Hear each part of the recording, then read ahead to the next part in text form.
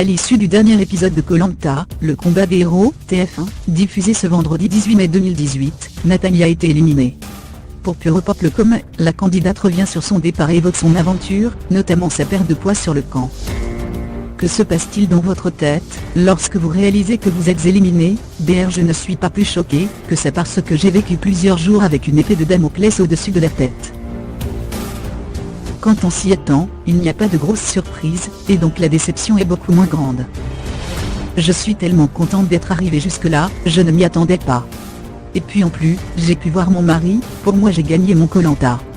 J'avais un nœud dans le ventre, à me dire que j'avais raté d'une marche ma revanche. Mais aujourd'hui, je vois les choses différemment. Vous attendiez-vous à ce que Jérémy sorte un collier? J'ai été surprise du collier de Jérémy. Il ne me l'avait pas dit, j'ai été un peu déçue. Qu'il garde le secret au début, c'est normal. Mais le dernier jour, ça n'avait plus d'intérêt parce qu'il avait déjà sa place dans le carré final. Il aurait pu m'en parler. En voulez-vous à vos camarades d'avoir voté contre vous? Il faut savoir qu'ils n'ont pas voté contre moi car, à la base, je devais être dans ce carré final. Pascal m'avait confié la veille qu'il préférait m'affronter moi, que Jérémy à l'orientation. J'avais déjà échoué à ma saison. Donc bien que côté affect, il penchait plus vers Jérémy, côté stratégie il voulait être avec moi. Mais c'était trop dangereux de mettre tous les votes contre Jérémy au cas où il avait un collier, ce qui fut le cas, alors ils ont réparti les votes. Pascal, très lié avec Javier et Clémence, a assuré sa place.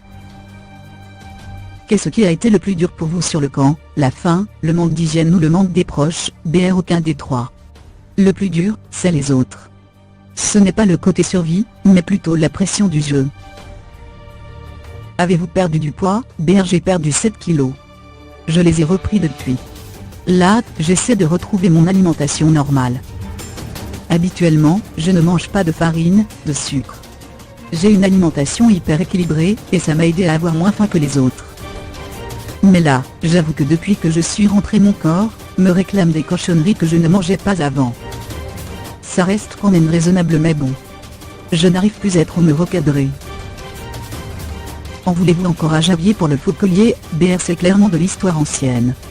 Je l'ai en ligne quasiment tous les jours depuis la fin de l'aventure. Il a compris que j'avais vécu ça, comme une humiliation et moi j'ai compris, qu'il n'avait pas nécessairement fait ça par méchanceté, mais plutôt pour se défendre. Aujourd'hui, on en rigole ensemble. Que pensez-vous de la polémique autour du salaire de Dylan? C'est son problème, s'il veut faire le bus qu'il le fasse. Je n'ai pas du tout envie de parler de ce personnage et de lui faire de la pub. No comment. Qui voyez-vous gagnant de cette édition? À ce stade du jeu, Jérémy. Il m'a révélé l'affaire du faux collier, il a été le plus honnête avec moi. Ça lui a d'ailleurs coûté sa place, il a un peu été éliminé à cause de ça. Il s'est mis en danger pour moi.